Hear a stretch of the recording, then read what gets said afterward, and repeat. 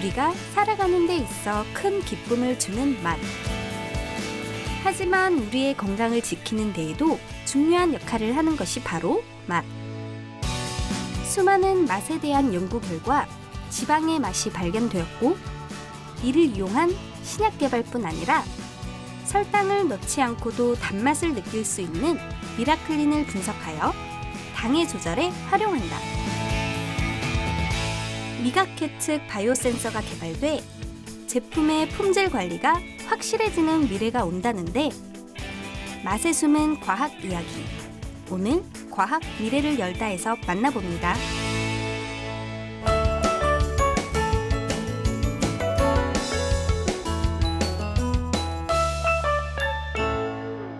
안녕하세요. 과학 미래를 열다 유미라입니다. 오늘은 우리와 아주 친근하고 익숙한 맛에 대한 이야기를 나눠보려고 하는데요. 요즘 아무리 과학기술이 발달했다고는 하지만 사람이 정상적인 생활을 하고 생명을 유지하기 위해서는 외부로부터 먹을 것을 우리 몸속에 꼭 넣어줘야 되죠. 즉, 사람은 일반적으로 매일 우리 몸이 필요로 하는 영양소를 섭취하지 않으면 생명을 유지할 수가 없는데요. 오늘은 우리가 어떻게 맛을 느끼고 또 맛을 느끼는 현상이 우리에게 어떠한 영향을 주는지를 이해해보는 시간을 가져보려고 합니다. 그리고 미래에는 어떠한 맛 연구가 필요할지 최근의 연구 결과를 바탕으로 알아보겠습니다.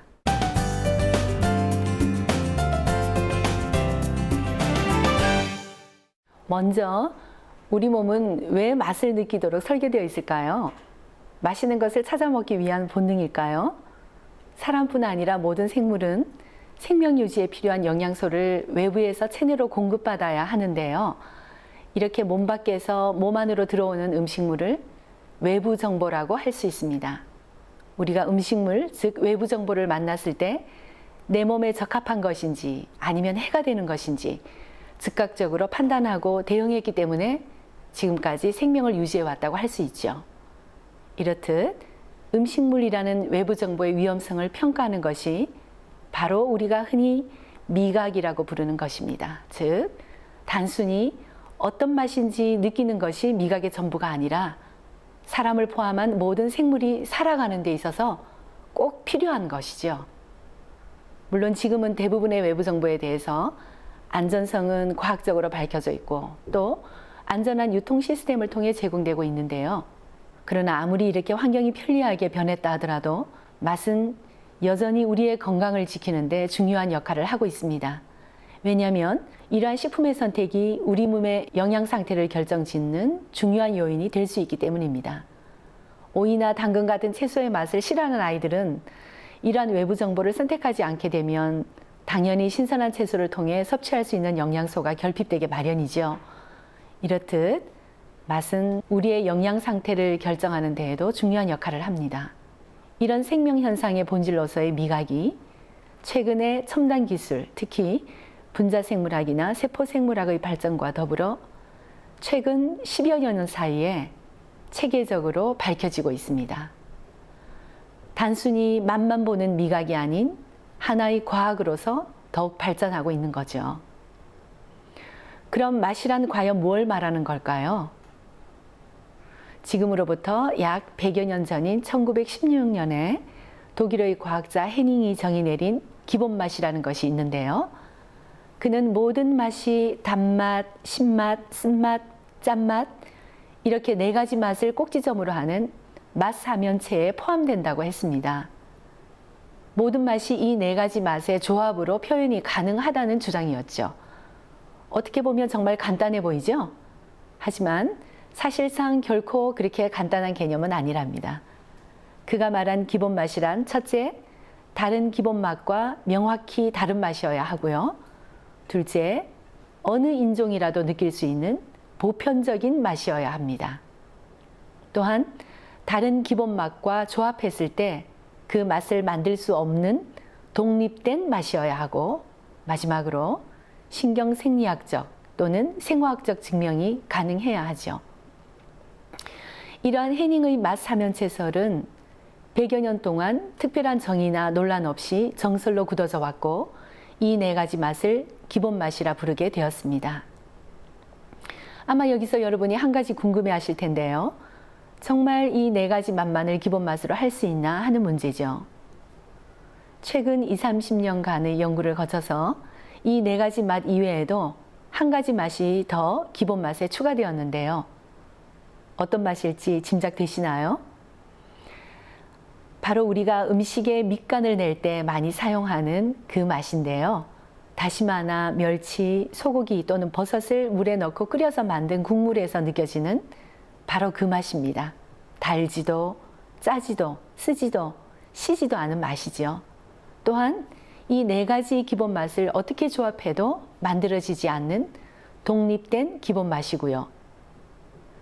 흔히 우리가 감칠맛이라고 부르는데요. 바로 이 맛이 제5의 기본 맛으로 인정되어서 현재는 과학적으로 단맛, 짠맛, 쓴맛, 신맛, 감칠맛 이 5가지의 맛이 기본 맛으로 인정되고 있습니다. 하지만 최근 수년간 미각 신호를 일으키는 분자 물질에 대한 연구를 거듭한 결과 재미있는 사실을 발견했는데요. 바로 지방의 맛 성분을 수용하는 수용체가 맛세포 내에 존재한다는 것이 밝혀졌답니다. 지방의 맛이라는 것이 신기하시죠?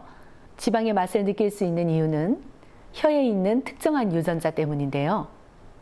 미국 워싱턴대 의대 교수팀은 사람의 혀에 분포하는 CD36이란 유전자가 지방에 민감하게 반응해서 지방 맛을 잘 느끼게 해준다는 것을 알아냈습니다.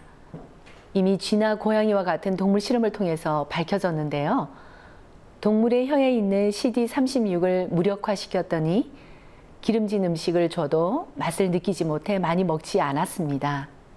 혀에 지방을 살짝 묻혔을 때도 CD36이 없는 동물은 소화기관에서 지방을 소화시키는 물질이 분비되지 않았죠. 이러한 지방의 맛을 느끼는 CD36의 발견은 비만과 관련된 신약 개발에도 도움이 될 것으로 기대되는데요. 실제 CD36이 많은 사람은 적은 사람에 비해 지방에 대한 민감도가 8배나 높았다고 합니다. 따라서 CD36이 부족하면 지방 맛을 덜 느껴 더 많은 지방을 섭취하게 될 텐데요. 이를 활용하면 비만 조절에 도움이 될 수 있는 물질을 개발할 수 있을 것으로 보입니다. 또한 칼슘의 맛을 인지하는 수용체에 대한 분자 생물학적 연구도 활발히 이루어지고 있는데요. 멀지 않은 미래에는 지방 맛이나 칼슘 맛이 제6의 기본 맛, 제7의 기본 맛으로 분류될 가능성이 높다고 기대됩니다. 그럼 한국 사람이 특히 좋아하는 매운맛, 그리고 박하사탕을 먹으면 느껴지는 시원한 맛 등은 왜 기본 맛이 될 수 없을까요? 이것은 맛이라기보다 자극으로 분류하고 있는데요. 예를 들어 고춧가루에 함유된 매운맛 성분인 캡사이신이나 박하에 함유된 멘톨 같은 맛물질을 수용하는 것은 미뢰가 아니라 미뢰 주변에 분포하는 수용 분자에 의해 감지된다는 사실이 밝혀졌습니다. 따라서 이렇게 매운맛, 시원한 맛은 맛이라기보다 자극으로 분류되고 있다는 것이죠. 그런데 최근 이러한 고추의 매운맛을 수용하는 수용체가 사람의 맛세포에도 존재한다는 연구 결과가 보고되었습니다. 아직은 이 고추의 매운맛을 기본 맛으로 분류하기까지는 시간이 필요하겠지만 우리나라 사람들처럼 고추의 매운맛을 즐기는 사람들에게는 매우 기대되는 연구 결과죠. 이와 같이 지금의 기본 맛이 아닌 또 다른 어떤 맛이 앞으로의 연구를 거쳐서 새로운 미래의 기본 맛으로 등장하는 일도 가능할 것으로 기대됩니다.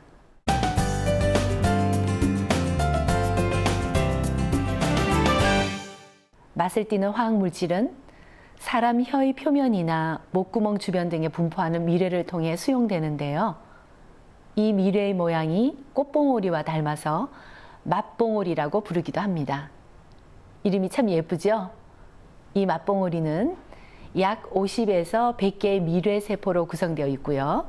그 일부에는 맛신경이 연결되어 맛 정보를 뇌의 중추로 전달하게 됩니다.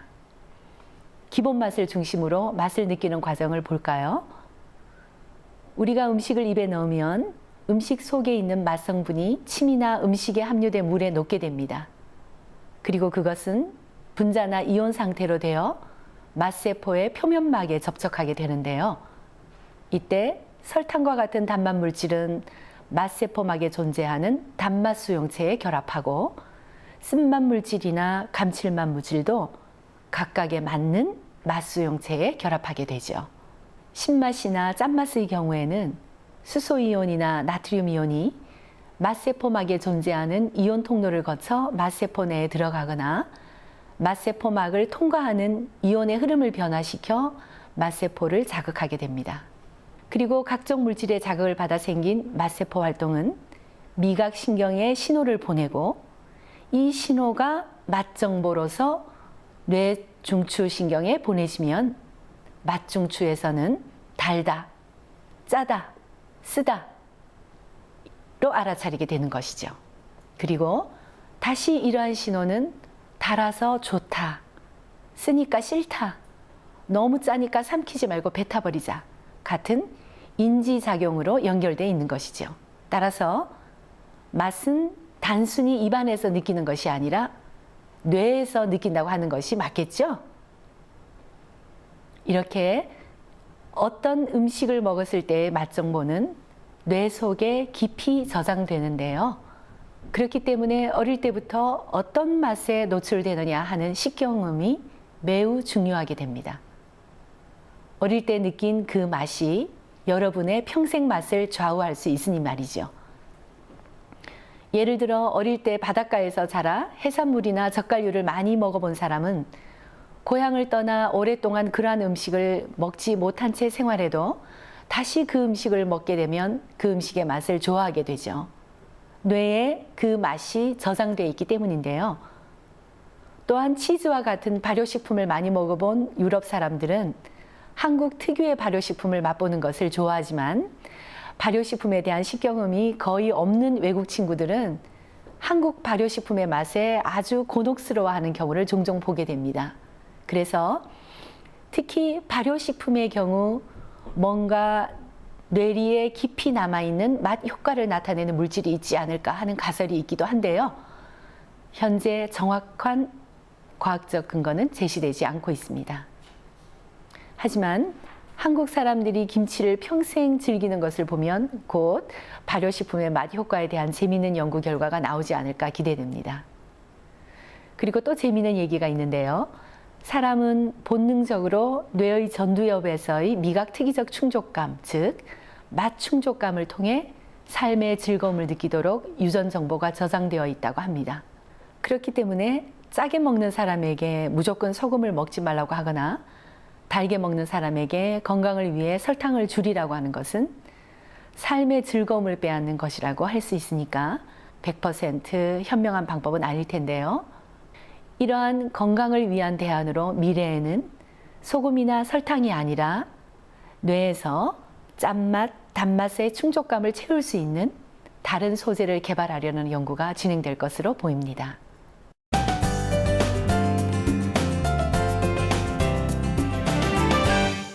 이번에는 여러분께 신기한 맛물질을 소개할까 하는데요. 바로 서아프리카 원산지인 식물 리카델라 덜시피카의 열매입니다. 이걸 먹으면 아무런 맛도 나지 않는데요. 하지만 일단 이 열매를 먹은 후 신맛 물질을 먹게 되면 이 신맛이 단맛으로 변화하는 놀라운 일이 생깁니다. 예를 들면 이 열매를 맛본 후 레몬을 맛보면 레몬의 신맛은 전혀 느껴지지 않고 단맛이 있는 오렌지 맛이 나게 되는 거죠. 이런 작용은 몇 시간 동안 지속되는데요. 이 열매를 한번 맛보고 난 뒤 중간에 신맛 물질을 맛볼 때마다 단맛을 느끼게 된다는 거죠. 참 신기한데요. 따라서 이 열매를 미라클 열매라고 부르기도 하고, 그리고 이 열매 속에 들어있는 단백질, 즉 이 기적을 가능하게 하는 단백질을 미라클린이라고 부릅니다. 미라클린이 이런 신기한 작용을 하는 이유는 최근 사람의 단맛 수용체를 이용한 연구를 통해서 밝혀졌는데요.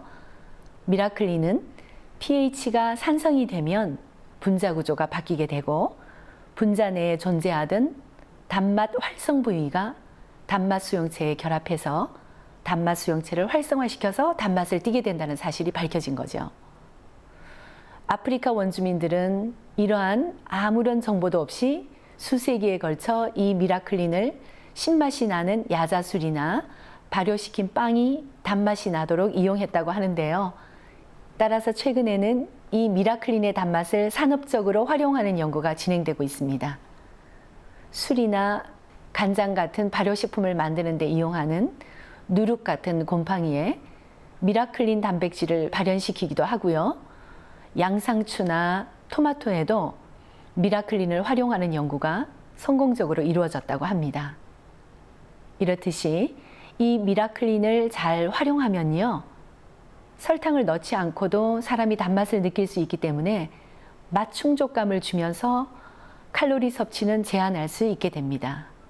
따라서 앞으로 저칼로리 식사를 필요로 하는 다이어트 식품이나 설탕 섭취를 제한하는 질환을 가진 사람들에게 유용하게 활용할 수 있을 것으로 생각됩니다. 특히 당 섭취가 제한된 당뇨 환자들에게 필요할 텐데요. 이 미라클린으로 당뇨 환자들이 마음 놓고 단맛을 즐길 수 있겠죠.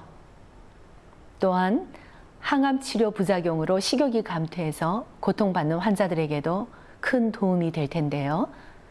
미국 플로리다의 한 종양학자는 항암 치료로 인해 어떠한 음식을 먹어도 쇠를 씹는 듯한 맛만 느끼는 암 환자들에게 미라클린을 섭취하게 했습니다.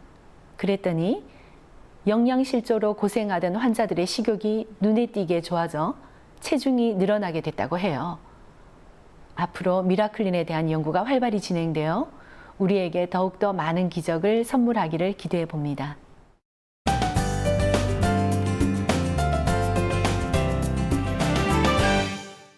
지금 우리가 느끼고 있는 맛을 객관적으로 수치화해서 측정할 수 있는 기계가 있다면 어떨까요? 만약 이런 기계가 있다면 새로운 식품을 개발할 수 있고 항상 일정한 맛을 유지해야 하는 식품의 품질 관리에도 매우 유용하겠죠? 뿐만 아니라 안전성이 확인되지 않은 물질의 맛을 평가할 때도 정말 좋을 것이고요. 게다가 이렇게 맛을 측정하는 기계가 사람의 미각을 그대로 재현한 것이라면 더할 나위 없이 유용하게 활용할 수 있게 될 텐데요. 최근에는 이 사람의 미각 수용체를 이용한 미각 측정기를 개발하려는 연구가 진행 중입니다. 앞서 말씀드린 것처럼 사람의 입안에는 수십 개의 맛세포로 구성된 미뢰라는 조직이 존재하는데요. 이 맛세포에 발현된 미각 수용체가 맛물질을 감지해 우리가 맛을 느끼게 되는 것이었죠. 실은 이러한 미각 수용체의 실체가 밝혀진 것도 고작 10여 년 전의 일인데요. 정말 맛에 대한 연구가 빠르게 진보하고 있죠. 이 연구는 사람의 미각 수용체를 안정적으로 발현시킨 배양세포를 만들어서 그 세포의 반응을 통해 맛의 강도나 맛의 질을 측정할 수 있게 하는 미각 계측 바이오 센서를 개발하려는 것인데요. 이것이 가능해진다면 이것은 사람의 미뢰가 없어도 기계가 맛을 판별할 수 있다는 것을 의미합니다. 예를 들어서 포도주나 간장, 된장 같은 장기간의 숙성을 필요로 하는 음식 같은 경우 지금은 일정한 맛의 질을 가진 제품을 제조하기 위해서 사람이 일일이 먹어보곤 하죠. 또한 이것은 몇 년 제품이다, 몇 년 숙성시킨 제품이다 하는 식으로 주관적으로 맛의 완성도를 나타내는데요. 미각 계측 바이오 센서를 활용한다면 단맛의 강도는 어느 정도이고 신맛이나 짠맛은 어느 정도이다 하는 식으로 맛의 품질을 객관적으로 측정할 수 있게 되어 제품의 품질 관리가 보다 정확하게 이루어질 뿐 아니라 소비자에게도 객관적인 맛 정보가 제공될 수 있겠죠. 이 미각 계측 바이오 센서도 앞으로의 활약이 기대되는 연구입니다.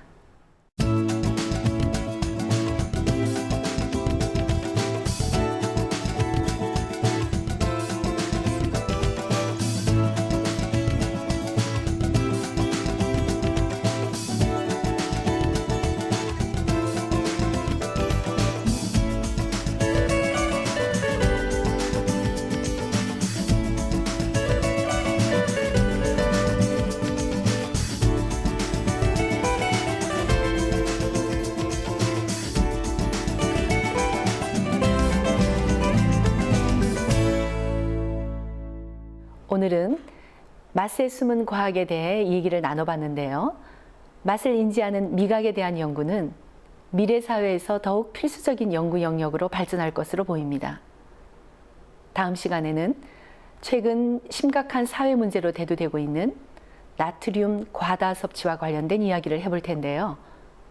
그 해결 방안과 연관되는 짠맛을 중심으로 맛에 대한 이야기를 나눠보겠습니다. 과학 미래를 열다. 오늘은 여기까지입니다. 시청해주신 여러분 고맙습니다.